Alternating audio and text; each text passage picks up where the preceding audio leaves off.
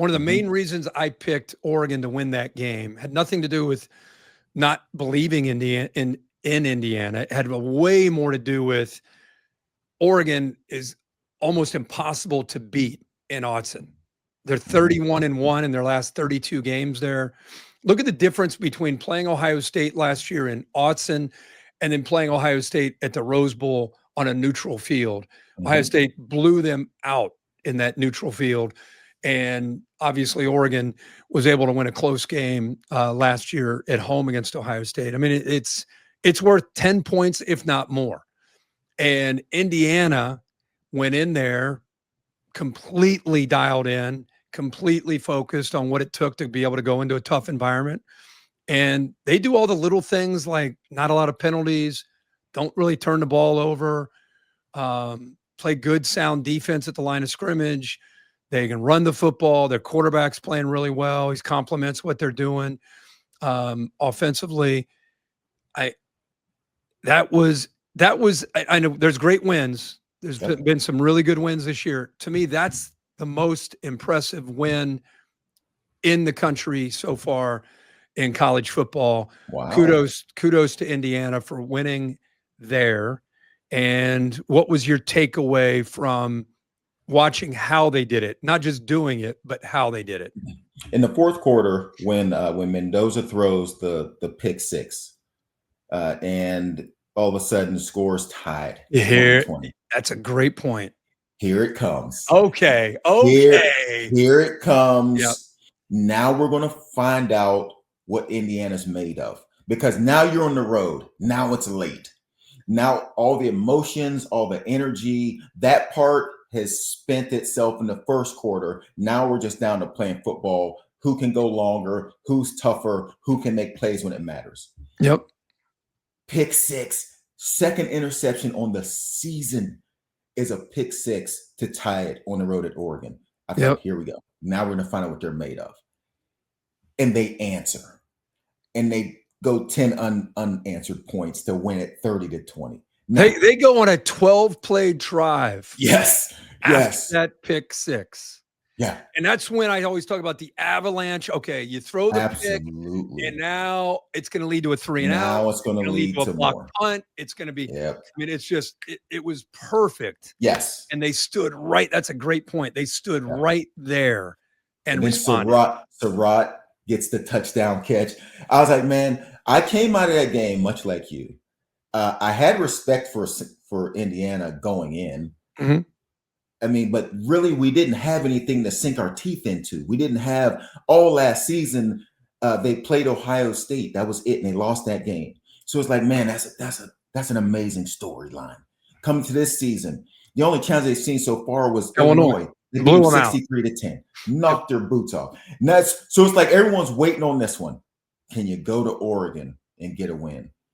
And they go to Oregon and not just got a win, but the stuff that happened in the fourth quarter to get that win the way they did, I have a ton of respect for what Indiana, they're for real. And then you look at the rest of their schedule. I know you like to pull these things up and read them off. Yeah. So it gets real interesting now when you look at the rest of Indiana's schedule. They have Michigan State, UCLA, which is now an interesting story. Before it's like, UCLA. They got UCLA. They got to go to Maryland. They have Penn State, which still capable. Beginning of the season, it was like, hey. Then they got Wisconsin and Purdue. I'm going to guess they're double-digit favorites in every game they play. Games, and now they've set themselves up to be able to run the table. And it would be an amazing matchup if we get Indiana and say Ohio State at the end for a Big Ten championship game. It'd be amazing. Neutral site in Indy. Absolutely. That's where it seems to be after their win in Eugene. It feels like that's where you're going. Look what I did. And let me tell you why I did that. I've been waiting on Indiana. I have relatives that are IU alums that hate me because I've not given Indiana enough love. Mm-hmm.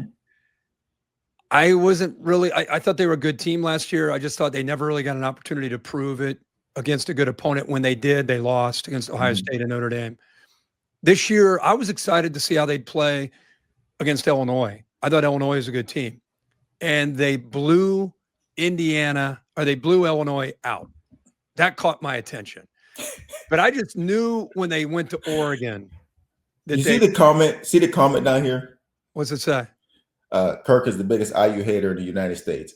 Go ahead. That's a good screensaver for where I put Indiana. Keep rolling. Just keep going. Yeah, I have them at number 1 in the freaking country, and I hate them. Who was that bozo that said that? Oh, I didn't. So anyway, my point was, I think like a lot of people, just thought, wow, Cignetti's doing a good job. They didn't beat one team with above 500 record a year ago. Not one team. And the 2 that they played, they lost. So I just thought it's a cute story. What he's doing there at Indiana is great. Mm-hmm. And then they go to Eugene. They did more in 60 minutes to change my mind than they've done the previous year and a half. That is not easy to do. And the way they did it. So when you Let me ask you one question. Wait. When you back up Illinois and now going to Oregon, I think I have no problem putting them right now at the number 1 team in the country. It's just being real. When I see this, though, when I see, like you say, Indiana won. By the way, look who I have at 5. Do I have Texas Tech too? I love it. I love that. Are you saying that if Indiana, Ohio State, neutral field next weekend, Indiana's your pick? I don't know. I could be we're probably going to get that. All right. Just checking. I think by the time we get to December, it'll be interesting to see how much Ohio State continues to grow. A lot more happens. It could be a totally different kind of question. But as we sit here right now, based on what they've accomplished and how they've done it, it's hard for me not to put Indiana at 1. I mean, I was going to put Ohio State at 1, Indiana at 2. And I went back and I just looked and I thought, damn, you got to give them credit.